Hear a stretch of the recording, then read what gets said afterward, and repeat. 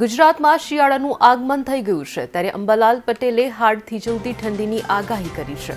અંબાલાલ પટેલની આગાહી અનુસાર ડિસેમ્બરના પહેલા સપ્તાહ સુધી સૌરાષ્ટ્ર અને ઉત્તર ગુજરાતના ભાગોમાં લઘુત્તમ તાપમાન 12 ડિગ્રી સેલ્સિયસ રહેવાની શક્યતા છે।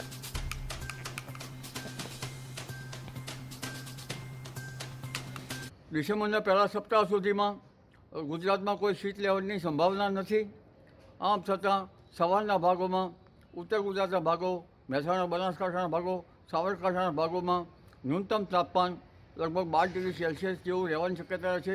કોઈ ભાગમાં 13 ડિગ્રી સેલ્સિયસ થઈ જવાની શક્યતા રહે છે અને 4 ડિસેમ્બર પછી લગભગ ન્યૂનતમ ઉષ્ણતામાન થોડુંક વધવાની શક્યતા રહે છે અને 8 થી 10 ડિસેમ્બર વચ્ચે ન્યૂનતમ તાપમાન કોઈ ભાગમાં 15 થી 16 ડિગ્રી સેલ્સિયસ જેવું રહેવાની શક્યતા રહે છે।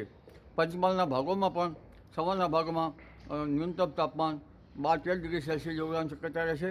કચ્છના ભાગમાં પણ હમણાં 12-13 ડિગ્રી સેલ્સિયસ જેવું રહેવાની શક્યતા રહે છે અને લગભગ 4 ડિસેમ્બરથી વાદળો આવતા ન્યૂનતમ તાપમાન વધવાની શક્યતા રહેશે। આ ઉપરાંત લગભગ પશ્ચિમ સૌરાષ્ટ્રના ભાગોમાં ન્યૂનતમ તાપમાન લગભગ 18 ડિગ્રી સેલ્સિયસ ઉપર રહેવાની શક્યતા રહેશે। મહત્તમ ઉષ્ણતામાન 30 ડિગ્રી સેલ્સિયસ જેવું રહેવાની શક્યતા રહેશે। આ ઉપરાંત રાજકોટના ભાગોમાં પણ ન્યૂનતમ તાપમાન ઓછું રહેવાની શક્યતા રહેશે। સુરેન્દ્રનગરના ભાગોમાં પણ ન્યૂનતમ તાપમાન ઓછું રહેવાની શક્યતા રહેશે। જૂનાગઢના ભાગોમાં પણ ન્યૂનતમ તાપમાન લગભગ ઓછું રહેવાની શક્યતા રહેશે।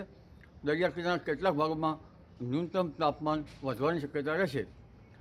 વાવાઝોડું જે ચક્રવાત બની રહ્યું છે ફેંગલ, એની અસર ઉત્તર તામિલનાડુથી પોંડિચેરી વચ્ચે થવાની શક્યતા રહેશે અને 30 નવેમ્બરથી લગભગ તેની અસર થવાની શક્યતા રહેશે।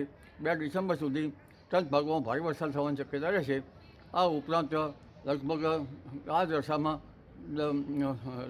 આંધ્રપ્રદેશ, દક્ષિણ ભારતના ભાગોમાં ભારે વરસાદ થવાની શક્યતા રહેશે અને લગભગ 4 થી 8 ડિસેમ્બર વચ્ચે ત્યાંની અસરો જે વાવાઝોડા ફેંકલની અસરો બંગાળ ઉપસાગરમાં થતાં બંગાળ ઉપસાગરમાં ડીપ ડિપ્રેશન બનવાની શક્યતા રહેશે 4 થી 8 ડિસેમ્બર, પરંતુ ત્યાંનો માર્ગ ઓમાન તરફ જવાની શક્યતા રહેશે અને તેના લીધે બંગાળ ઉપસાગરના અસરના લીધે અને અરબ સાગરના ડીપ ડિપ્રેશનના લીધે દક્ષિણ મહારાષ્ટ્રના ભાગોમાં, મુંબઈના ભાગોમાં વરસાદ થવાની શક્યતા રહેશે। તેમજ વિદર્ભના ભાગોમાં કંઈક અસર થવાની રહેશે।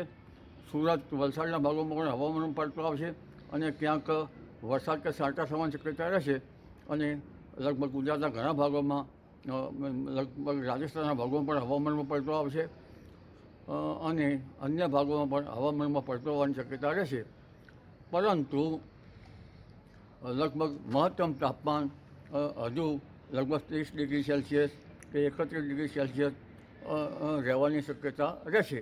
જી।